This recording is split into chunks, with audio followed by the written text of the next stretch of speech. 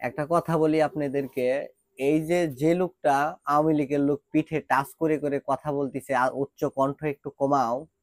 তা আমার বাবার বাড়িতে ওই লোকটার কি এত বড় ইমার্জেন্সি? ওই লোকটা যদিও জেনে থাকি আমি বিএমপি করে শুনলাম, এই লোকটা এই আওয়ামী লীগের কাছ থেকে এত পরিমাণ টাকা খেয়েছে, যা এই আমার বাবার সাথে আজকে উচ্চ কণ্ঠে কথা বলতিছে। যে লোকটা 5 ওয়াক্ত নামাজ পড়ে, সে নাকি বলেছে, দশে বলেছে এই ঘর ভেঙে ঘর করতে। তাহলে এটা কেমন দেশ আর কেমন দশ? তাই বিচারটা আপনারা করবেন যে আমার বাবা, তার সামনে, আমার মার সামনে আমার মা বারবার বলতেছিল যে তুমি আস্তে কথা বলো। তাইলে সেই লোকটা পুলিশের সামনে এই আওয়ামী লীগের লোকের সঙ্গে এই লোকটা আজকে উচ্চ কণ্ঠে কথা বলার সাহস কোথায় পায়? বলুন, এই লোকটা এত কথা বলার সাহস কোথায় পায়?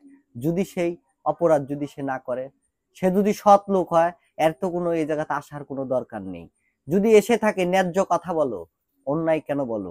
আজকে আওয়ামী লীগের লোক, যে লোকের আমাকে মেরে ফেলে চলে গেছে, ঘরে ছিনতাই চালিয়েছে, আমার ফুবুর ঘরেতে, আমার ঘরেতে, সেই লোকের সাথে কেন এই বিএনপির এই লোকটা জড়িত এই আওয়ামী লীগের লোকের সাথে? এটা কি মেনে নিতে পারবেন? আর এই আমাদের নামধারী কিছু আওয়ামী লীগের কর্মীরা, তারা বিএনপির নাম ভাঙিয়ে অর্থ নিচ্ছে, ঘুষ নিচ্ছে, নিয়ে নিয়ে আমাদেরকে মারধর করতেছে। কেন জানেন? আমি ভিডিও করি বলে। এটা কি একটা অপরাধ?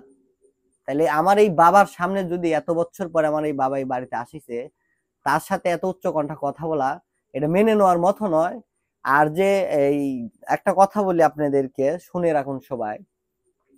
যেই ঘরের টিন কাটা হয়েছে, যে ঘর ভাঙা হয়েছে, এই যে যে ঘরের ভিতরে থেকে টাকা পয়সা বের করে নিয়েছে, আপনাদেরকে কিছু প্রুফ দিয়েছি। এই লোকদের সাথেই কিন্তু এই টুপিওয়ালা লোক আমার বাপের সাথে টকশো চালাচ্ছে। এটা কি রাজনীতির জায়গা? পুলিশ আসছে, সঠিক তদন্ত নিয়ে চলে যাবে। আমার বাবার সামনে তুমি কেমনে উঁচা গলায় কথা কও? হে, ভালো হয়ে যাও যদি দেশের ভালো চাও। আজান দিচ্ছে, আর বেশি কিছু বলতে চাচ্ছি না। আপনাদের মাঝে আমি আরেকটা কথা বলবো, যেই লোকটা বিএনপির নাম ভাঙিয়ে এই 20-30 হাজার টাকা খেয়ে আমাকে মেরেছে এবং ওই ঘরে টিন লাগিয়েছে, যার হাত থেকে টাকা নিয়েছে, এগুলা সমস্ত প্রমাণ সহ আপনাদের মাঝে তুলে নিয়ে আসবো। যে 20 এলাকার কতগুলা নামধারী বিএনপির হচ্ছে যে আওয়ামী লীগের লোকেরা এই দেশকে, এই সমাজকে, আমার এই শক্তিশালী ভদ্র সমাজের একজন জাতীয়তাবাদী দল বিএনপি কে কেমনে ডাউন করতেছে, এই জিনিসটা আপনাদেরকে আমি তুলে ধরে দেব। একটু সুস্থ হতে হবে, মানুষের কাছে যেতে হবে। মানুষ ভয়ে বলতে পারতেছে না। 20 এলাকাতে এমন একটা লোকের মাঝে শক্তিশালী দায়িত্ব দেওয়া হোক, যাতে একটা গরিব মানুষও বিচার পায়, একটা আওয়ামী লীগ মানুষও যাতে বিচার পায়। হ্যাঁ, মানুষ তো আর আওয়ামী লীগ তার দেশ থেকে চলে যাচ্ছে না। যদিও বিএনপির লোক যদি তাদের প্রতি অন্যায় করে, হ্যাঁ আমরা চাই যে তার বিচার হোক। যে অন্যায় করবে সাজা তাকেই পেতে হবে।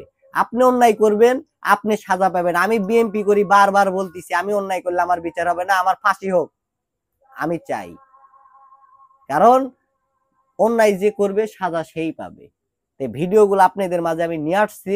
আমার একটু শরীর মোটামুটি একটু ভালো আছে, কিন্তু মাথা দিয়ে আজকে যে রক্ত পড়তেছিল, এটা বন্ধ হয়েছে।